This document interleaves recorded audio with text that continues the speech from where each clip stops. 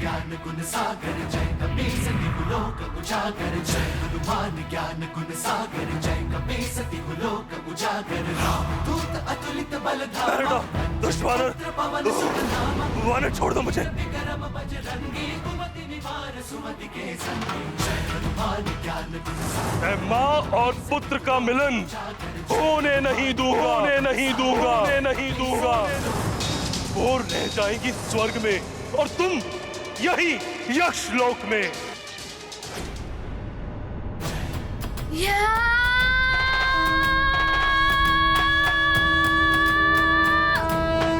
रुक जाओ हनुमान, रुक जाओ। यक्षवध करने से महापातक दोष लगता है पुत्र। इससे ब्रह्म दोष के भागी हो जाओगे तुम। हनुमान, आप क्यों मोल लेना चाहते हो? छोड़ दो मुझे। मैं माँ और पुत्र का मिलन होने नहीं दूंगा, होने नहीं दूंगा।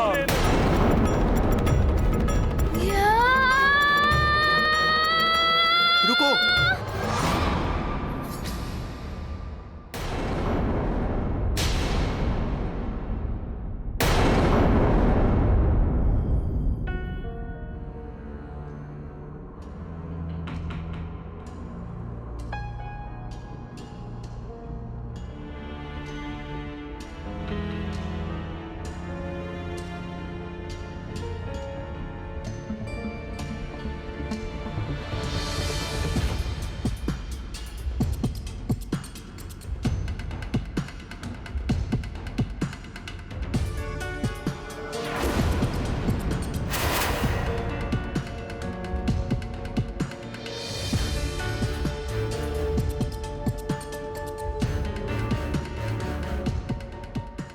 महाराज,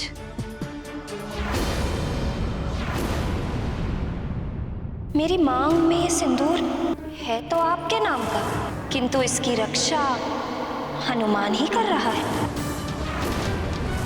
यहाँ तो प्रतिदिन संकट आते ही रहते हैं। भगवान ना करे किसी दिन हनुमान ना हुआ तो आप तो रक्षा कर नहीं पाएंगे। अब शीघ्र ही हनुमान के साथ लक्ष्मी भी आपके घर से पधारने वाली है। मेरे रहते इनका कोई अहित नहीं कर सकता। आप इतने अंधकार में क्यों बैठे हैं?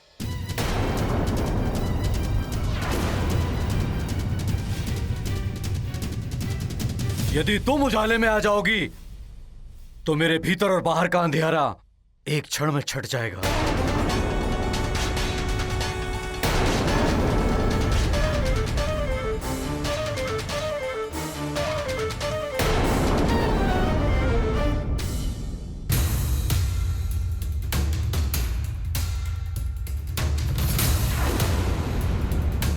कौन हो तुम?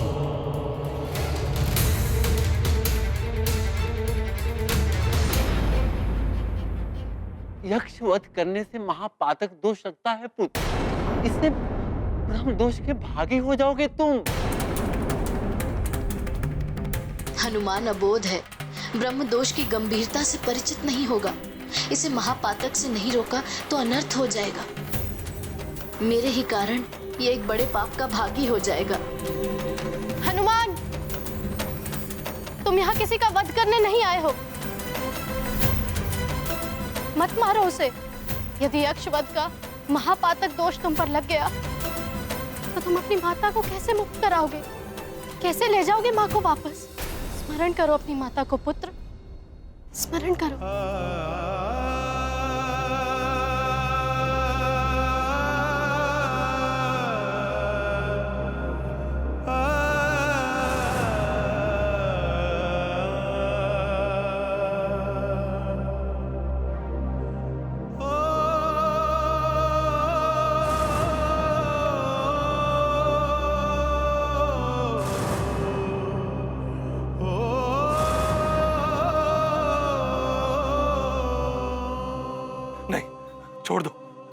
छोड़ दो मुझे, छोड़ दो हनुमान।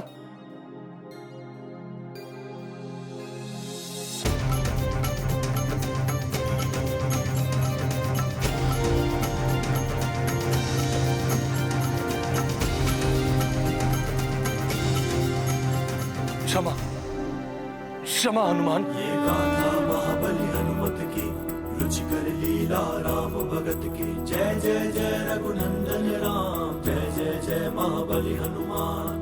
हनुमत का अद्भुत स्वरूप, धारण किया अब रौद्र रूप। यक्षराज भयभीत हुआ, हरे हनुमत त्रिशूल और गदा। चरणों में गिर करता वंदन, यक्ष वीर हैं केसरी नंदन। शत्रु जिनके पार न पाए, मित्रों को जो हृदय लगाए। ये गाथा महाबली हनुमत की, रुचिकर लीला राम भगत की। जय जय जय रघुनंदन राम, जय जय जय महाबली हनुमान। नारायण नारायण, हनुमान का यह यक्षवीर रूप महाकल्याणकारी है। जय यक्षवीर हनुमान।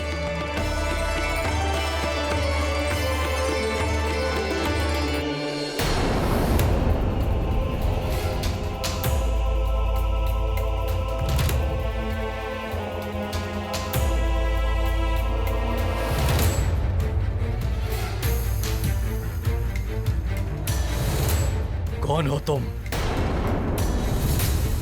कौन हो तुम और किस अधिकार से मेरे राजभवन में रह रही हो?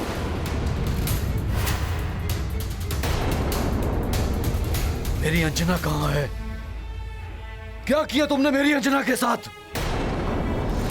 बोलो। क्या बोलूं मैं? कुछ बोलने से भी मेरा अपराध कम तो नहीं हो जाएगा। मैं कुछ पूछ रहा हूं, उत्तर दो मेरे प्रश्न का। कहां है मेरी अंजना? केसरी जी, अंजना तो... ये आपकी पुत्री अंजना नहीं है, कोई बहरूपनी है जो उसके भेष में आकर हमें छलने आई है। ये हमारे साथ कोई छल नहीं कर रही है केसरी जी।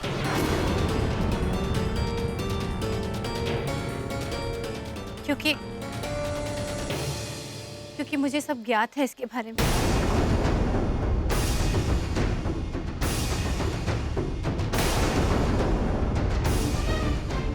आप इसकी सच्चाई से परिचित थी?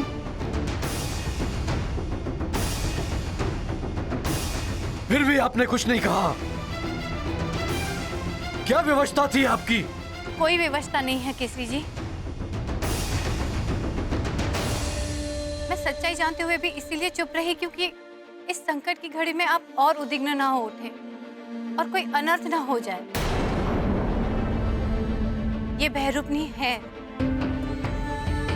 किंतु ना ही ये हमारे साथ कोई छल कर रही है, ना ही इसने कुछ अनुचित किया है। ये बहरूपनी मेरी अंजना का रूप धारण करके मुझे छल रही है। मेरे सुमेरु को, मेरे राज्य को मुझे छल रही है और आप कह रही हैं इसने कुछ भी अनुचित नहीं किया। पुत्र, इसने मेरी रक्षा की है। आपको बचाने के लिए राक्षसों से तक युद्ध किया है। प्रजा को चमगादड़ के रूप में भवन में घुस आए राक्षसों से बचाया, उनकी सेवा की है। कुछ भी किया हो इसने मेरी अंजना का रूप धारण करके बहुत बड़ी भूल की है। देशद्रोही है ये। इसने मुझे और मेरी प्रजा को छला है। इसका दंड इसे अवश्य मिलेगा। तुम्हारा ये मौन तुम्हारे अपराध को कम नहीं कर सकता है।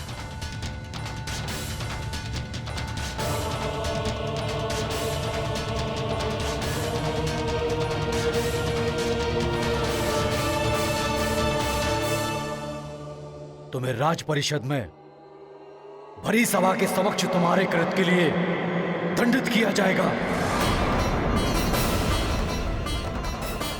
ऐसा मत कीजिए केसरी जी। राज परिषद की न्याय व्यवस्था बहुत कठोर है। अब राज परिषद जो भी दंड देगी मुझे स्वीकार्य होगा। मैं राज परिषद के नियमों से बंधा हुआ हूं मां। राज परिषद के समक्ष तुम्हारा न्याय होगा। तब तक मैं तुम्हें बंदी बनाकर रखने का आदेश देता हूं।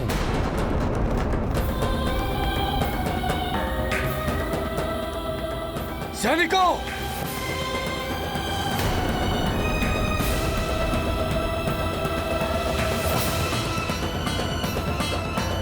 यक्षराज जी, मैं ऐसा नहीं कर सकता हनुमान। यक्षराज, अभी तो तुम हनुमान से क्षमा प्रार्थना कर रहे थे और अभी नहीं मना कर रहे हो। प्रतीत होता है कि तुम्हारा मति भ्रम अभी तक टूटा नहीं है। ऐसा नहीं है उर्वशी, यक्षलोक का नियम है, यक्ष तभी कुछ दे सकता है जब उसे कुछ प्राप्त हो। हनुमान, मैं उर्वशी और ऋषि को तुम्हें तभी सौंप सकता हूं जब तुम प्रतिबल स्वरूप मुझे कुछ प्रदान करो। हाँ, ये विनिमय का नियम यक्षलोक का ही है। बिना कुछ दिए यहाँ से ले नहीं जा सकते, चाहे यक्षराज को इसके लिए युद्ध ही क्यों ना करना पड़े, अपने प्राण ही क्यों ना गंवाने पड़े। यक्षराज जी, मैं यहाँ किसी के प्राण हरने नहीं आया हूँ। मैं तो बस उर्वशी मौसी और ऋषिवर जी को यहाँ से ले जाना चाहता हूँ। स्वर्ग के समय सीमा के अनुसार मेरे पास समय बहुत ही कम है। इनके प्रतिफल के रूप में आप मुझसे जो भी चाहें मांग लीजिए।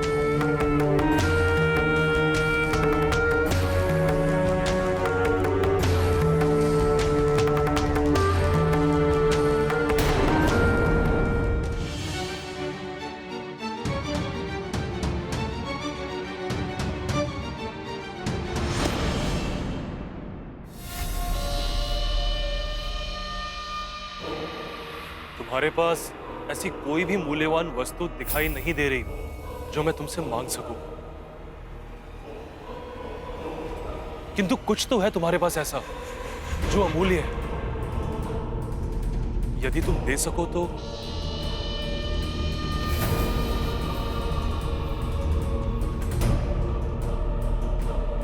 लगता है ये कपटी यक्षराज पुनः कोई चाल चलने वाला है।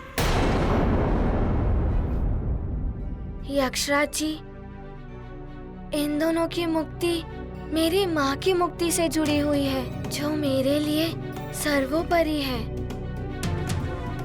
इसके लिए जो कुछ भी मेरे पास है मैं वो आपको दे सकता हूँ।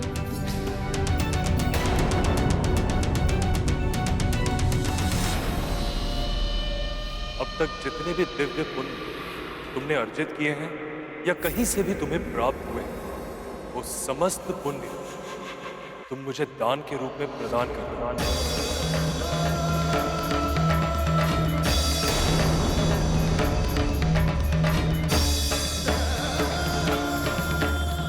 यदि ये दान नहीं दे सकते तो मेरा वध करके उर्वशी और ऋषिवर को ले जाओ।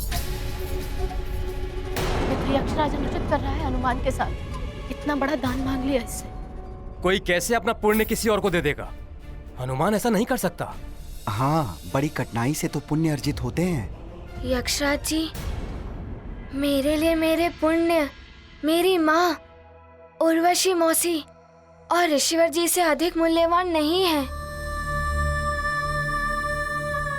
यदि मेरे पुण्य आपके किसी काम आते हैं तो मैं सहर्ष ही अपने पुण्य दान करने के लिए प्रस्तुत हूँ। हनुमान, ये क्या करने जा रहे हो तुम? पुण्य ही वो धन संपदा है जिसे लेकर मनुष्य संसार से जाता है। स्वयं की देह, माँ, पिता, पुत्र, पुत्री, बंधु, बांधव सब यहीं छूट जाते हैं। पुण्य अर्जन के अवसर बार बार नहीं आते पुत्र।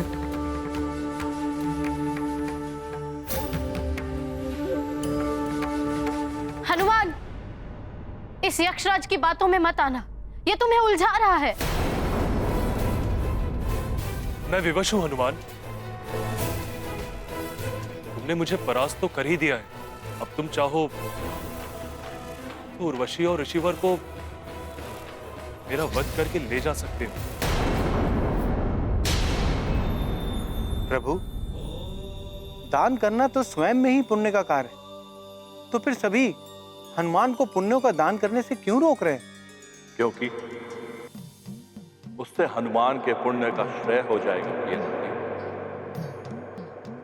पुण्य का क्षय होने से मनुष्य पतन की ओर अग्रसर हो जाता है, किंतु पुण्य का संचय स्वर्गलोक से लेकर इंद्रपद का भी अधिकारी बनाता है। मोक्ष का मार्ग प्रशस्त करता है। जिस प्रकार धन संपदा मनुष्य को संसार में मान सम्मान और प्रतिष्ठा दिलाती है,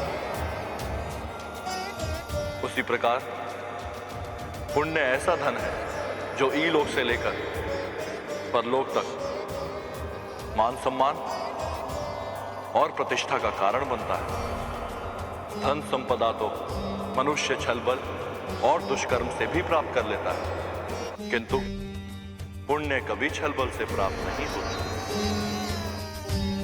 उन्हें मनुष्य सत्कर्मों से ही प्राप्त करता है। मृत्यु के पश्चात जीव के साथ मात्र उसके पुण्य ही जाते हैं, अन्य सब कुछ तो पृथ्वी पर ही छूट जाता है। परंतु प्रभु, महापातक दोष भी तो महाघातक होता है। सत्य है मेरे परम भक्त नंदी, महापातक दोष लगने से भी पुण्यों का क्षय हो जाता है। जिसे महापातक दोष लगता है वह ब्रह्म दोष का भी भागी हो जाता है।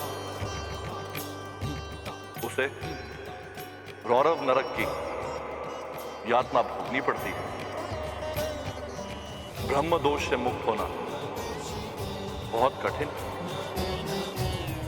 इसलिए सदैव महापातक से बचना चाहिए और सत्कर्म द्वारा पुण्य का संचय करना चाहिए।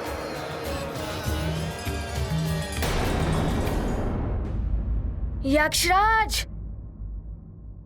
मेरी दृष्टि में प्राणों से अधिक मूल्यवान कुछ नहीं होता, भले ही वो आपके प्राण हो या किसी अन्य के।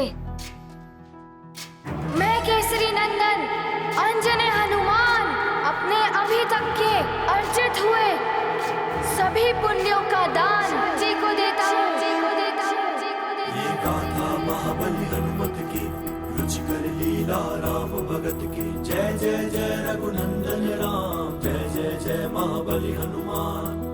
यक्ष ने मांगा पुण्य का दान, हर्षित देते हैं हनुमान।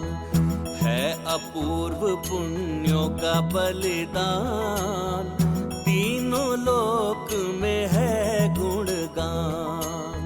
मिली मुक्ति हुए रक्षित प्राण, आंजनेय ने किया महादान। मातृभक्त का त्याग महान, महावीर महादानी हनुमान। ये गाथा महाबली हनुमत की, रुचिकर लीला राम भगत की। जय जय जय रघुनंदन राम, जय जय जय महाबली हनुमान।